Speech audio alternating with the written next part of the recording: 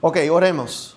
Padre Celestial, en esta hora, Señor, venimos a este lugar que se convierte en casa de adoración, porque más de 2 o 3 se reúnen en tu nombre. Por lo tanto, Señor, pedimos la presencia de tu Santo Espíritu y que podamos aprender lecciones que tú tienes para nosotros este día. En este momento abrimos la Biblia y estudiamos sobre la escuela sabática. Y pedimos, Señor, que podamos escuchar palabras tuyas a nuestros corazones. En el nombre de Jesús. Amén. Como pueden ver aquí, ustedes que asisten a la iglesia, conocen, ¿verdad?, lo que es esta lección. La lección que se está estudiando en este trimestre es sobre el santuario. ¿Ok? Pero tenemos una programación especial y no necesariamente vamos a tocar todos los puntos de la lección, porque para mí, en lo personal, quiero darle una introducción. Quiero darle una introducción a la lección porque yo no creo que todo el mundo entiende por qué en la iglesia adventista en el año 1901 se estudió esa lección. Y yo quiero que ustedes entiendan, porque cuando ustedes entiendan por qué se estudió, por qué la iglesia dijo, mira, es bueno para los hermanos que preparamos esta lección, entonces cuando estudias la lección lo vas a entender mejor. ¿Ok? Esto es una clase, si tienen preguntas o comentarios, por favor, déjenme saber.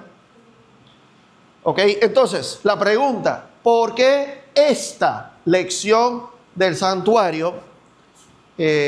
La parte número 1, porque la parte número 2 viene muy pronto. Y con más razón, esta introducción lo va a ayudar cuando llega parte número 2 también. Mira, a ver, ciérralo, pago. Lo pongo a dormir. ¿Sí? Lo dejo así. Ok. Por motivo de grabación también lo vamos a apagar. Pero si se duerme y si te veo durmiendo, lo voy a prender la luz. Ok. Vamos aquí. ¿Alguien conoce a este ministro? Un ministro adventista ya está muerto, ¿verdad? Pero de tiempo de antes. Abion Fox Ballinger. ¿Alguien conoce ese ministro? ¿Ha escuchado el nombre alguna vez? Sí. Ballinger. Sí. Por supuesto tú, ¿verdad? Ajá. Sí. El pastor Ballinger era un pastor adventista del séptimo día, muy conocido, muy renombre, de mucho talento, de mucho éxito. Pero lo que pasa es que Ballinger traía muchas dudas y a veces en la educación, la preparación teológica, allí encontramos un montón de problemas, ¿verdad? Pasa a menudo con ministros y se pierde la sana doctrina. ¿Ok? Pues este Ballinger, yo lo voy a citar a ustedes. Él tiene un libro. Se llama Despojado por la causa de Cristo. Si quieren apuntarlo, ¿verdad? Despojado por la causa de Cristo. Pero en inglés, no en español. No existe en español. Y él finalmente tuvo que separarse de la iglesia porque sus creencias no concuerdan con las creencias adventistas. Le voy a dar un ejemplo de una de sus creencias. Lo voy a citar a él. Por aquí, arrojado por la cruz de Cristo. Así era, perdón. Arrojado por la cruz de Cristo. El capítulo 5, vemos estas citas acá. Dice, el ministerio en el primer departamento durante el año tipificaba el ministerio en el santuario celestial hasta la cruz. ¿Qué cosa? Jesús está ministrando ¿en cuál departamento? ¿Qué dice él? A ver, ya se perdieron. ¿Ah? En el primer departamento. Y Jesús está ministrando del primer departamento. ¿Hasta cuándo? Hasta la cruz. Sígueme. Y el ministerio del segundo departamento tipificaba el ministerio de Cristo en el santuario celestial. ¿Desde cuándo? Desde la cruz y adelante. Hermanos que están sentados aquí, ¿eso es cierto? ¿Me queda claro? ¿Es cierto? Es decir, según él, que Jesús comenzó a ministrar y por eso vamos a entender la lección mejor cuando entendemos esto. Que Jesús entró a ministrar después del pecado y él estuvo ministrando en el lugar santo del pecado hasta la cruz. Entonces, después que Jesús murió, ascendió al cielo, ahora entra al lugar santísimo. Ahora, eso no es cierto. Y voy a explicar por qué no es cierto bíblicamente hablando.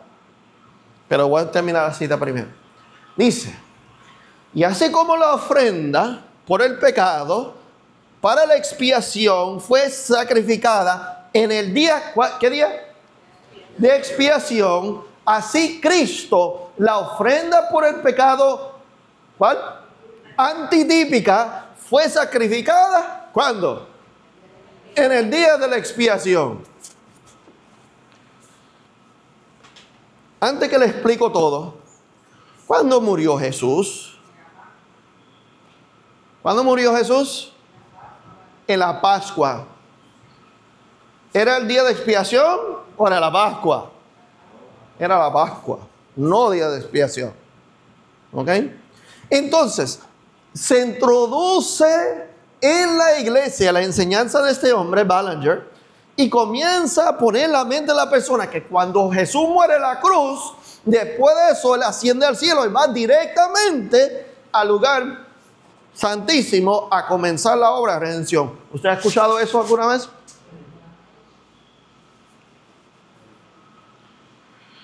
Pues se enseña.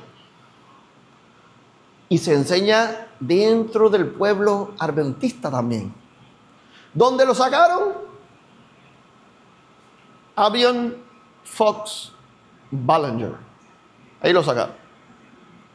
¿Dónde se introduce dentro del movimiento adventista? Cosa que eso ya existía dentro del mundo evangélico. Pero ¿quién lo trajo dentro del adventismo? Abion Fox Ballinger. ¿Por qué no es cierto esto? Y lo voy a resumir porque ya se estudió en lecciones pasadas aquellos que están estudiando esta lección. ¿Ok? ¿Por qué? Que cuando Cristo puede representar la humanidad solamente después que fue encarnado, solamente después que vino a esta tierra a vivir como un ser humano para saber lo que tú sufres, la tentación que tú tienes que soportar, las dificultades de la humanidad, y luego darle una ofrenda y venir. ¿Qué le da derecho a Jesús a entrar al lugar santo? A representar la humanidad. ¿Qué le da derecho? ¿Con qué venía el sacerdote para entrar dentro del tabernáculo? Sangre. Es decir, te pregunto, entonces después de la caída del hombre, Jesús en el santuario del cielo, ¿pudo entrar para representar la humanidad? ¿Sí o no? ¿Pudo entrar después que Caín o Abel o Adán pecaron? ¿Puedo entrar en la presencia de Dios a representar la humanidad caída? ¿Qué me dicen? No, y te voy a decir por qué. Y ya lo mencioné. Uno, no ha venido a vivir como un ser humano. Punto número 2. 1. 2, no tenía derecho a entrar porque no tenía sangre que ofrecer. ¿Me siguen? Muy bien, seguimos. Usted conoce de seguro este hombre, Dr. John Harvey Kellogg. Dr. John Harvey Kellogg, Pastor Matos, en inglés dice algo acá. ¿Qué dice en español? Y la religión biológico, vida biológica. Vida biológico, la religión de vida biológico. El doctor John Harvey Kellogg comenzó como un hombre de Dios. Dios lo inspiró a hacer muchas cosas, obras para él, pero el hombre se exalta a veces y se cree que la sabiduría viene de él mismo y se va perdiendo el camino. Mira lo que dice Testimonios Especiales Serie B del Espíritu y Profecía. Dice de esta manera, dice, el Ellen G. White declaró que las ideas panteístas tan ardientemente defendidas por algunos, ¿qué hacían? Expulsarían a Dios y ¿qué más? Invalidarían ¿qué? La verdad, ¿cuál? Del santuario. Es decir, que la doctrina de Kellogg's era un ataque al santuario, a igual que Abion Fox Ballinger también. ¿Ok? Tú sabes que Kellogg's decía que el cuerpo humano, el corazón, era el santuario. ¿Eso es verdad? ¿Cuerpo es el santuario? Sí. Pero él dice que solamente el cuerpo, pero no hay uno en el cielo. Y vamos a llegar a ese punto. Yo no voy a tener tiempo de repasar la lección, pero voy a tratar de incluir lo que les repasó la lección en nuestra presentación. ¿Ok? Otro, y el último personaje que voy a mencionar, D.M. Cartwright. ¿Algunos conocen a Cartwright? D.M. Cartwright. Sí. Ok, por lo menos algunos los conocen. Aquí hay otro libro que él escribió. El Adventismo del Séptimo Día, dice aquí, renunciado. Eso es un libro. Renunció al Adventismo del Séptimo Día. D.M. Cartwright era muy amigo de la familia White y él le gustaba hacer debates teológicos, debates con otras religiones, bautistas, metodistas, evangélicos, católicos, debates. Y él a menudo ganaba esos debates defendiendo la doctrina adventista del séptimo día. Pero ¿qué pasa? Que a él constantemente escuchar la oposición, los argumentos a la oposición y exaltarse en ganar los debates constantemente, le trajo en peligro. Y él comienza a dudar en la doctrina. Por eso estudiamos escuela sabática, hermanos. Que estemos firmes en la doctrina.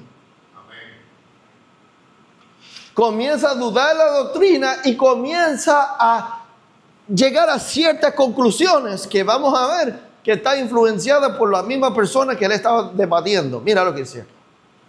Evento de los últimos días, página 81, dice así. El enemigo presentará falsas doctrinas, tales como la doctrina que no existe, ¿qué cosa? Un santuario. Dice, este es uno de los puntos en los cuales algunos se apartarán de la fe. ¿A quién aplica eso? A D.M. Cartwright. Vamos a ver qué decía Cartwright. Dice aquí, en su libro Adventismo Renunciado, dice, después de investigar concienzudamente el tema entero del santuario, estoy seguro que están en un gran error sobre este punto. Según los adventistas, están en un gran error. Dice, a ver hermanos si captamos este punto. El trono de Dios estuvo siempre en el lugar santísimo del santuario. Ni una sola vez en el lugar santo. Eso lo vamos a ver en la lección. Pregunto, hermanos, ¿esa declaración es cierto o no? Cada vez que mencionamos el trono de Dios, y tú mira la Biblia, dice, el trono de Dios estaba ubicado. ¿Eso quiere decir necesariamente que cada vez que se menciona el trono de Dios estamos hablando del lugar santísimo? ¿O será que el trono de Dios es movible? ¿Quién me dice que es movible? ¿Quién me dice que es movible? ¿El trono de Dios tiene rueda? Sí, tiene rueda. ¿Dónde me citan en la Biblia que tiene rueda? A ver, Adventista. Ezequiel, el libro de Ezequiel. Ajá, ¿dónde más? Daniel capítulo 7, ¿verdad? Tiene ruedas. Ok. Entonces quiere decir que en algún momento está el trono de Dios en el lugar santo y en otro momento está en el Santísimo. Mira lo que dice aquí. Y quiero que citen aquí Éxodo 33:9. ¿Alguien que me puede leer Éxodo 33:9? Contigo oscuridad y todo, por favor, cítamelo. Éxodo 33:9.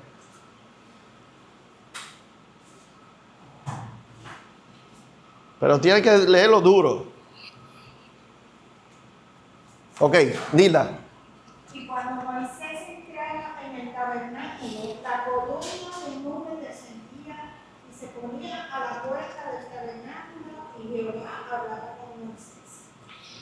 Ok, descendía la nube y vería a Moisés. Dios hablaba con Moisés. ¿Dónde estaba Dios?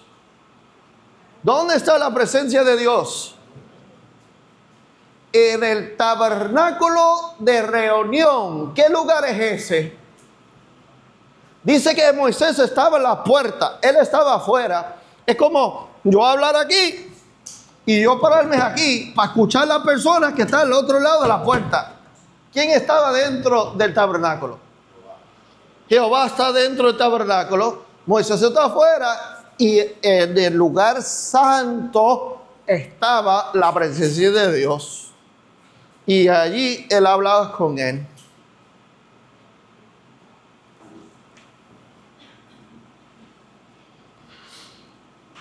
Y esto llega a un punto que hay dentro de la lección. Entonces, reconocemos que hay dos departamentos. Eso es obvio, ¿verdad? Alguien, un texto más, por favor. Éxodo 40. Bueno, vamos a brincar eso porque eso es muy extenso. Vamos a seguir por acá. Dice aquí, cuando Jesús ascendió al cielo, según Cartwright, hace 1800 años, ¿qué dice Cartwright? ¿Qué dice? Fue directamente, ¿dónde? A la diestra de Dios y se sentó en su trono. ¿Eso es cierto? ¿Sí o no? ¿Ah? Alguien que me lee Hebreo 8:1. Y hay que avanzar, hermano. Vamos un poquito atrasados, así que Hebreo 8:1.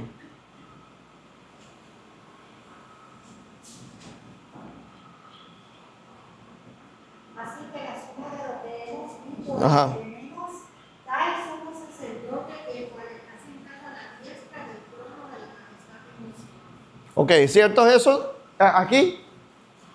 Fue directamente a la diestra de Dios y se sentó en su trono. ¿Es cierto eso? Sí, es cierto.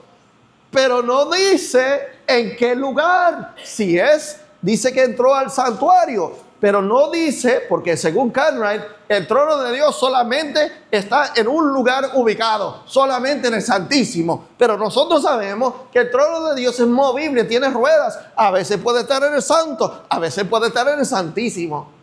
Sí, Jesús ascendió, se sentó a la diestra del trono de Dios, pero cuando ascendió, yo me pregunto, hermanos, el tabernáculo es una estructura de dos departamentos. Es como esto aquí, solamente que es dividido en dos. Tenía una puerta, así como esta, enfrente. El lugar santísimo está en la parte de atrás. ¿Por qué parte tú vas a entrar en el tabernáculo? ¿Ah? Por el lugar santo, donde está la puerta. Tiene que entrar por ahí primero, ¿sí o no? ¿Verdad? Entonces el trono de Dios, y es parte del estudio, está ubicado en el lugar santo primeramente. Y luego después se mueve al lugar santísimo. ¿Ok? Así que Cartwright está muy equivocado aquí. Dice, por esta razón debe haber entrado en el lugar santísimo. Entonces, cuando ascendió al cielo, según Cartwright, en vez de, mira, ¿qué fecha? Es el ataque. de nuestras doctrinas, fundamentos de nuestra fe. Es decir, si creemos lo de Cartwright, ya no creemos en los 2300 días, ya no creemos en 1844, ya no creemos en el movimiento de Jesús de un departamento al otro, y se desaparece la doctrina del santuario. Punto número 2. Todo el servicio en el templo era para el sacerdocio, ¿cuál? A ver. Arónico. Dice, pero Cristo no es sacerdote según el orden de Aarón, sino según el orden de ¿cuál? Melquisedec. ¿Eso es cierto? Sí, es cierto. Pero dice aquí, Melquisedec no tenía templo ni servicio de templo. Así que Cristo no debería tener ninguno. ¿Parece lógico? Parece lógico. Pero te pregunto, en el cielo, ¿se adora a Dios? ¿Qué dicen? ¿Se adora a Dios en el cielo? ¿Quién adora a Dios? Los ángeles. ¿Y será que ellos van a algún lugar a adorarlo? ¿O solamente se quedan todos en sus casas adorándolo en su casa y no van al lugar para adorarlo? ¿Ah? Se van a un lugar específico a adorar a Dios, ¿verdad? ¿Y cómo se llama eso? El lugar donde todos reúnen para adorar a Dios. ¿Qué se llama ese lugar? En templo. Entonces te pregunto, en la lógica, para sacarnos de esto, ¿habrá un templo en el cielo donde se adora a Dios? Sí. ¿Y hay evidencia de eso en la Biblia? Sí. ¿Alguien tiene un texto bíblico para eso? Pues entonces no te creo. ¿Ah? ¿Algún texto bíblico que usted me puede comprobar eso? Ok, muy bien. Isaías. Ajá. Pero eso no es futuro. Entonces ahora, ¿alguien que me lea Apocalipsis 11:19? Rapidito, por favor. El templo de Dios fue abierto en el cielo. ¿Y qué se vio ahí? ¿Qué se vio ahí? El arca del pacto. ¿Sí? El templo de Dios fue abierto en el cielo y se vio el arca del pacto. Aparte, mis hermanos, Apocalipsis 1, 12 y 13, Juan ve a Jesús en el lugar santo delante de los 7 candeleros de oro. Y tú sabes que Apocalipsis, en todos dice Apocalipsis simbólico. Ajá, pero Apocalipsis 1 es literal. No hay símbolos. Entonces, Apocalipsis 1, 12 y 13, vemos a Jesús delante de los 7 candeleros de oro. Parte de la lección. ¿Ok? Pero vamos a seguir acá. Dice Cartwright, desde Adán hasta Moisés, no hubo templo ni servicios sacerdotal en el cielo. Uriah Smith admite esto. No había lugares santos abiertos, ni ninguna obra sacerdotal se estableció en el cielo. Exactamente porque eso era bajo el sacerdocio de Melquisedec, tal como ahora. No se necesitó templo allí 4000 años, no se necesita ningún allí ahora. Déjeme resumir algo. El tiempo se me está escapando. Es decir, que hemos dicho que del pecado hasta la cruz no había sacerdote en el cielo que intercede por nosotros. ¿Recuerda? Porque Jesús entró en la presencia de Dios solamente después de dos cosas: ser encarnado y vivir con nosotros para compadecer nuestra condición y representarnos a nosotros, 1, y 2, tenía que venir con sangre, ¿verdad? Entonces, de la caída del hombre hasta la cruz, ¿cuánto tiempo era? Más o menos 4000 años.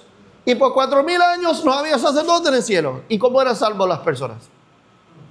¿Cómo eran salvos? A ver, ¿cómo eran salvos? ¿Abraham fue salvo? ¿Noé fue salvo? Claro que sí. Pero se hacían sacrificios. Aunque la sangre de los animales no salvaban a nadie, pero fe en lo que aquel que iba a venir en el futuro, fe en aquellas que representaba esos animales y representaba esa sangre, es que los salvaba a ellos. Dice aquí, Pablo afirma directamente que los tipos de la ley no eran la imagen misma de las cosas. Estos son los argumentos de Cartwright. No eran imagen misma de las cosas que representaba. Hebreos 10:1 dice, pero los adventistas construyen su argumento en la suposición de que eran imágenes exactas de las cosas en el cielo, ignorando así la afirmación de Pablo. Dice aquí, Pablo dice que Cristo es ministro del tabernáculo más amplio, más perfecto. Pablo dice que es un tabernáculo no hecho de manos. Esto muestra que no es edificio material. Pablo dice que la carne de Jesús es el velo. No muestra que el templo era. Entonces, hermanos, vamos a la pregunta otra vez. ¿Hay un templo en el cielo? ¿Usted está 100% seguro de eso? ¿No será que Jesús, qué dijo Jesús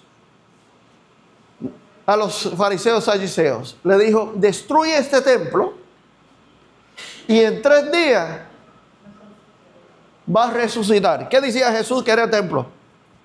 Él. Entonces, a Jesús resucitar al cielo, ¿no será que Él es el mismo el templo? ¿O será que hay un lugar, edificio en el cielo donde adora a las personas? No permite que yo te engañe, te estoy diciendo. Porque muchas personas te van a venir a decir eso. Jesús es el templo, resucitó, nos representa a nosotros, es el verdadero templo en el cielo. Y por lo tanto no hay un edificio en el cielo. Yo te pregunto, ¿hay un edificio en el cielo? ¿Qué dice Éxodo 25:8? A ver, ¿tú lo conoces en memoria? Construye un santuario para que yo, ¿qué? Y se le dio instrucción a Moisés diciendo que era un modelo de qué. Entonces hay uno en el cielo.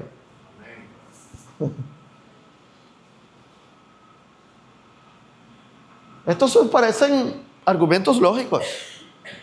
Por eso es tan peligroso. Sigue diciendo Ballinger, esta parte me gusta. Vamos a tener que extender la escuela sabática. Yo le dije que esto era santa convocación, ¿verdad? Aquí, esto no tiene horario. Esto dice aquí, ¿de qué sirve una mesa literal de pan de proposición allí? La lección habló de la mesa de pan, ¿sí o no? Ajá. ¿Dónde está ubicado? ¿En qué parte, en qué punto cardinal del santuario? ¿Dónde? Norte. A ver, lo voy a llegar a ver si lo voy a probar, mis hermanos. ¿Ok? Dice Ballinger, ¿qué necesidad hay de una mesa de panes en el cielo? Mira la pregunta que hace. ¿Qué dice la pregunta? ¿Los ángeles o el Señor? ¿Dice qué? Ahora yo te hago esa pregunta. ¿Los ángeles comen pan? Sí. ¿Cómo se llama? Maná. Pero Cartwright no sabía eso. Jesús ascendió al cielo. ¿Con qué carne, qué material tiene Jesús ahora en el cielo? Y te pregunto, ¿y ese material que lleva al cielo hay que nutrirlo? ¿Hay que nutrirlo? ¿Con qué? ¿Con qué? ¿Qué tú crees que va a comer? ¿Ah? ¿Sí o no? Pero dice, no, que en el cielo no se come. ¿Qué necesidad tiene de comer? Son espíritus. Dios es espíritu y Jesús mismo era espíritu antes de la encarnación. Pero después de la encarnación se quedó como ahora. Por ende, ¿necesitas qué? Para sobrevivir, ¿necesitas qué? Ahora yo te pregunto, para probar un punto más, ¿será que el trono de Dios siempre está ubicado en el lugar santísimo? Porque eso fue una de las preguntas. O sea, cada vez que decimos la Biblia, que encontramos el trono de Dios, aquí citó a Apocalipsis capítulo 4, versículo 5. Te pregunto, cada vez que menciona el trono, ¿está diciendo lugar santísimo? Pregunto, ¿la mesa de panes, dónde está ubicado otra vez? Ajá, ¿en qué parte en el norte? ¿Y dónde dice la Biblia que Satanás quiere ubicar su trono? ¿Por qué? Porque ahí está el trono de Dios. Ahí está el trono de Dios en el lugar santo antes del día de expiación antitípico. Antes de 1844, el Señor tiene su trono en donde está ubicado la mesa de panes. No sé si han mirado bien la mesa de panes. La mesa de panes era de material de madera. ¿De qué clase? Acacia. ¿Se cubría con qué? Con oro, representando madera de acacia, lo más sencillo, la humanidad, pero ahora se le cubre de oro, realeza, pero ahora tiene dos coronas, una corona por toda la mesa, por encima, y una corona por abajo. ¿Cuántas hileras tiene? Dos hileras, es decir, de dos presencias divinas que son pan de vida. ¿Quiénes son sentados en el trono? ¿Quiénes son los dos sentados en el trono? Y delante de él, los 7 candeleros de oro, está el Espíritu que está en medio de las... ¿Qué representaban los candeleros? Es decir, que en el trono de Dios, en el lugar santo, está el Padre y el Hijo sentados, y en el mundo, en medio de las iglesias, está ¿quién? ¿Quién está aquí con nosotros? El Espíritu Santo. No literalmente el Hijo, ¿verdad? No literalmente el Padre, sino el que lo representa está aquí. ¿Me siguieron? ¿Dudas? ¿Preguntas? No. ¿Seguro?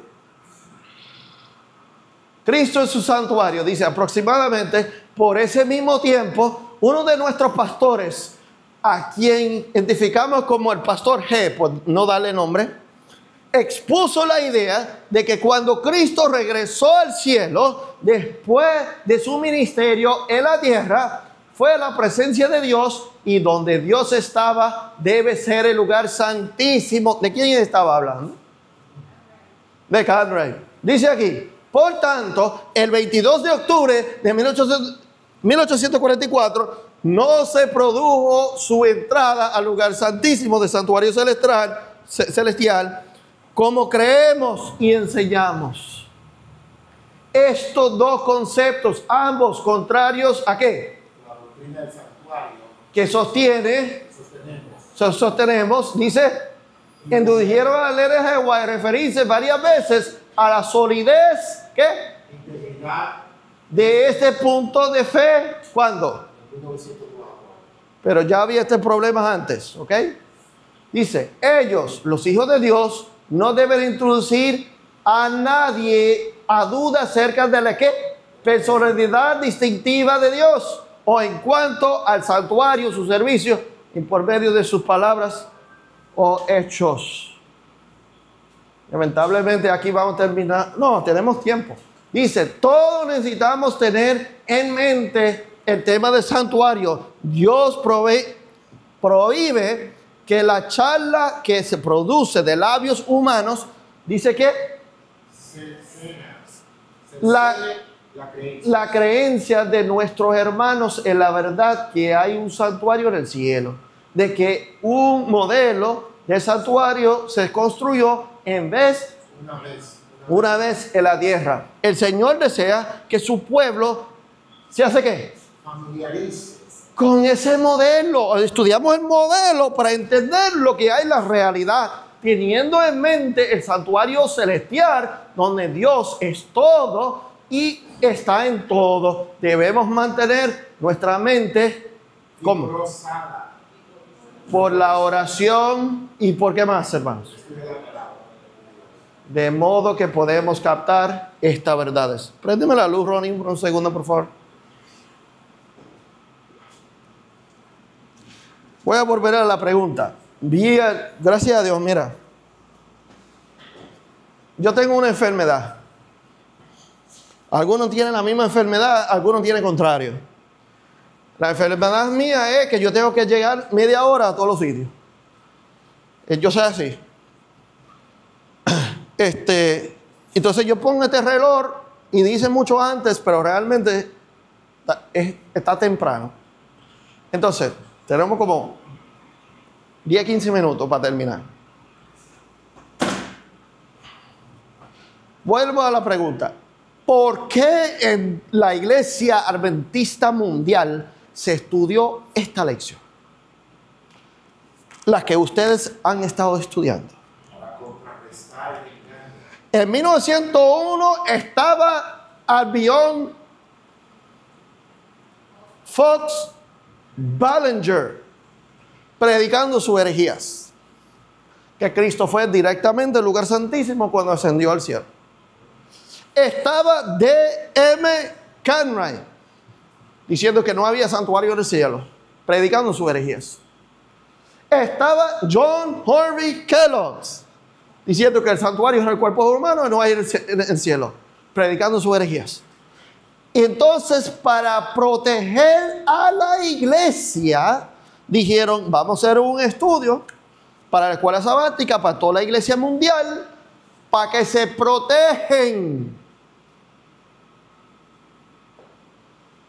Para que cada miembro pueda estar vacunado en contra de la herejía. Ahora yo te pregunto, y vamos a terminar con este punto. Algunas de estas herejías que hemos mencionado, que proceden de Cartwright, de Kellogg's, de Ballinger, ¿existe dentro del profeso pueblo de Dios hoy en día? Así es. A ver aquí, por un segundo. ¿Ustedes han visto esta lección alguna vez? ¿Han visto esta lección? Los hermanos adventistas estaban diciendo, ¡wow! Van a estudiar el libro de Apocalipsis en la iglesia adventista. ¡Wow! Estamos en la verdad presente. Van a predicar la verdad. Ajá, yo te invito a que estudian el capítulo el capítulo 4 que habla del trono de Dios. Cuando menciona el trono de Dios en Apocalipsis capítulo 4, ¿tú sabes dónde lo ubican? En el lugar santísimo. Apocalipsis 4, el trono está ubicado en el lugar santo, no en el santísimo. No hay ministros dentro del adventismo que creen que cuando Jesús ascendió fue directamente al lugar santísimo. ¿No lo hay? ¿O sí lo hay? Sí lo hay. Sí lo hay. Y por eso la escuela sabática nos debe vacunar, nos debe ayudar a estar firmes en el fundamento bíblico. Pero ¿qué sucede, mis hermanos? ¿Qué sucede si nosotros estudiamos una lección de lo que contiene herejías? ¿Qué sucede en la iglesia? ¿Qué pasa con la iglesia? ¿Protege la iglesia? ¿Protege la iglesia? ¿O la iglesia se confunde en referente a la salvación? ¿Verdad? ¿Sí o no? Ok. A ver, la luz otra vez, rapidito. Voy a citar a este teólogo, pastor reciente, ¿ok? Este hombre se dice que es Jack Sequoyah, que es un erudito referente al santuario y en nuestros tiempos, ¿ok? Yo conseguí un libro de él que está en el comité de 1888. Según los libros ahí son buenos, porque habla del 1888. ¿Qué dice Jack Sequoyah? Mira lo que dice. Dice Hebreos, la preeminencia de Cristo. Dice el énfasis en el libro de Hebreos y del resto del Nuevo Testamento a tratar del santuario y sus servicios. Mira lo que dice. No está en los ¿qué? En los edificios, sino ¿en quién? Eso, ¿verdad? Bueno, el énfasis sí está en Cristo. Y eso tiene toda la razón, pero no quiere decir que en el cielo no hay edificios. ¿Me siguen? Mira lo que sigue diciendo. Así que cuando estudiamos el mensaje del santuario, tal como se da en el Antiguo Testamento, y se explica Hebreos 9 y 10, en otros lugares, encontramos que el énfasis no está en edificios o compartimientos, cortinas, sacrificios de animales, sino en ¿quién? ¿Y eso es verdad? Sí, el énfasis es Jesús, pero quiere decir que en el cielo no hay edificio, que no hay 7 candeleros de oro, que no hay mesa de panes, que no hay altar de incienso, que no hay arca. No hay arca en el cielo. ¿Usted cree que hay un arca en el cielo? ¿Sí o no? Entonces, mis hermanos, ahora sí me pueden prender la luz. Para terminar esto, quiero terminar en un punto final aquí. Brincamos casi toda la lección. Si quieren podemos ir a las preguntas 12 y 13 de la lección.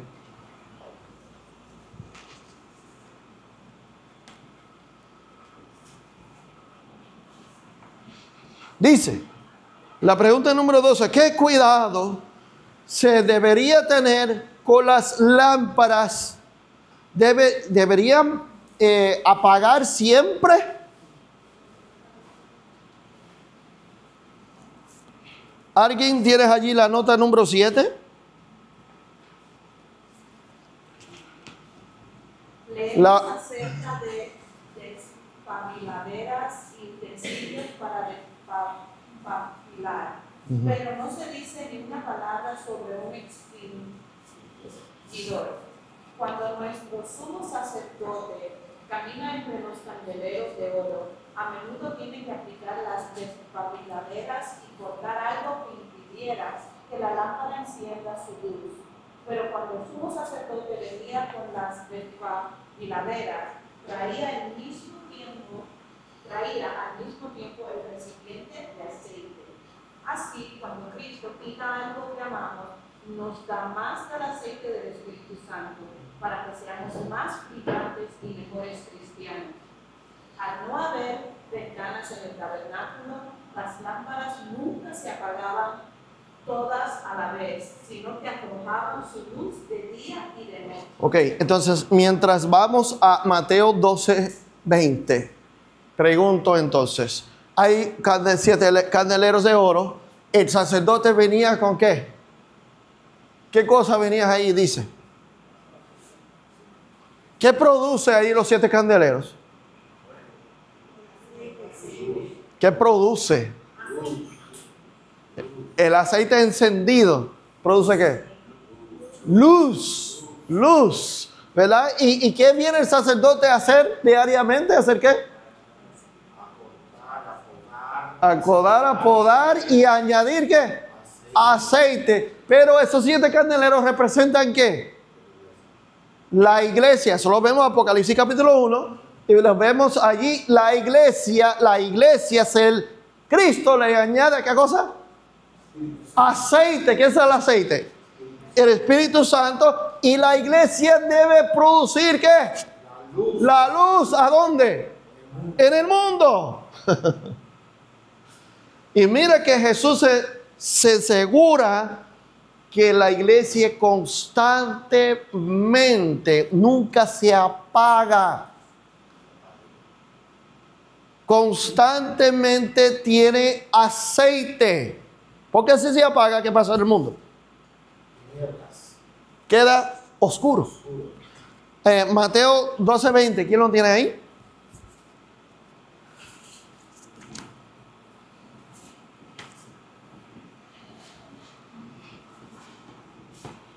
La caña, Ujú.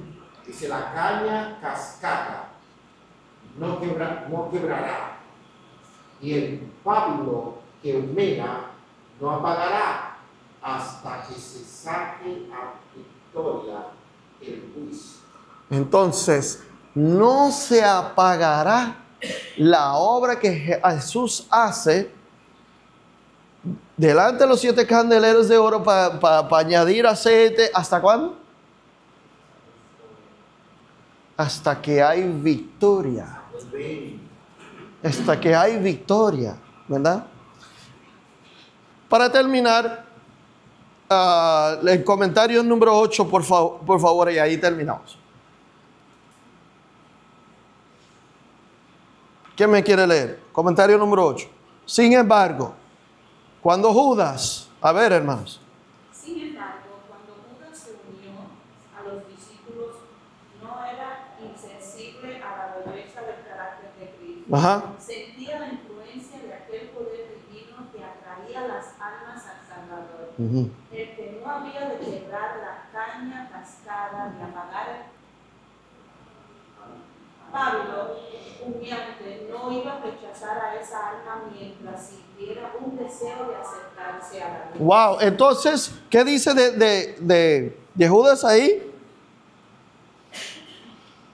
Se unió a los discípulos, dice, no era que insensible a la belleza, al carácter de Cristo, le llamaba a Judas, y Jesús mismo no estaba dispuesto a rechazar a Judas conociendo quién era.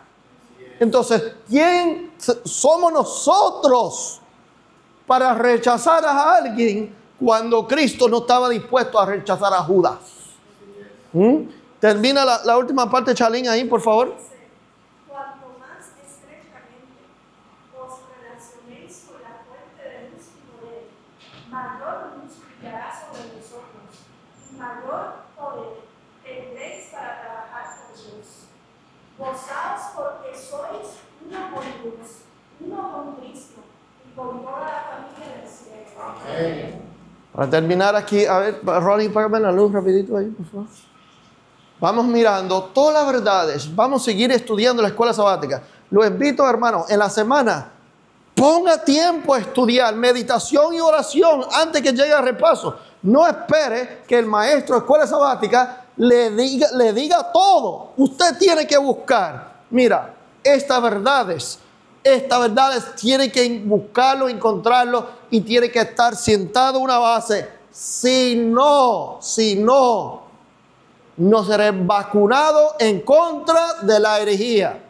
No va a recibir la vacuna que necesita. Mira, aquí se demuestra, y aquí está el estudio de la cortina, de la puerta, del atrio, del lavacro, ¿verdad? El simbolismo de cada cosa, de cada símbolo que representa constantemente a Jesús, su ministerio, la obra de la salvación. Aquí lo vimos en la cortina, ya lo estudiamos, cada cortina, ¿verdad? Hasta las tablas que componían el arca, ¿de qué eran? ¿De qué material? De madera acacia, y se le cubre ¿con qué? Realeza. Vimos cuántos eran. ¿Cuántos? No se acuerdan.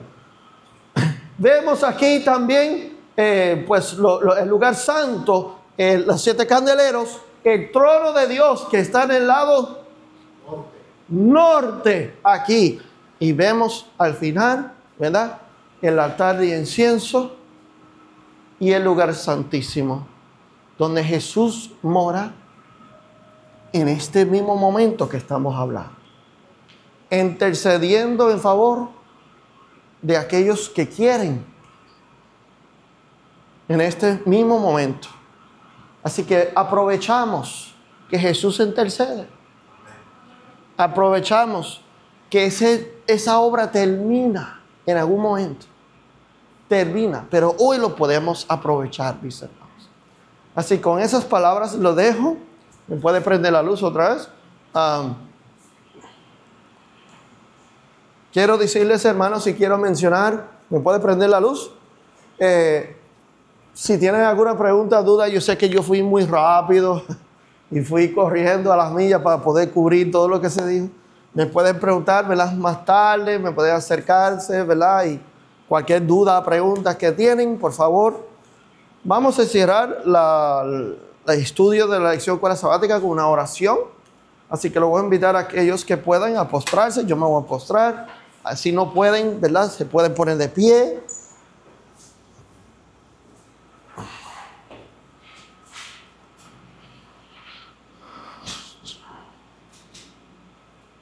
Padre Celestial, te damos gracias, Señor, por estudio de tu palabra. Gracias que inspiraste, Señor, estas lecciones que nos protege en contra de las herejías, que nos protegen en contra de los engaños. Pedimos, Señor, que mientras lo estudiamos y buscamos texto por texto, lo vamos sentando fundamentos de nuestras creencias que nos pueden ser fundamentos sólidos y que no seamos engañados, que podamos tener una base de verdad. Pedimos, Señor, por tu iglesia en estos últimos días. Pedimos, Señor, que lo puede proteger y sellar. Y pedimos, Señor, tu Santo Espíritu que puede estar en nuestro medio en este día. Gracias, Señor, te damos. En el nombre de Jesús. Amén.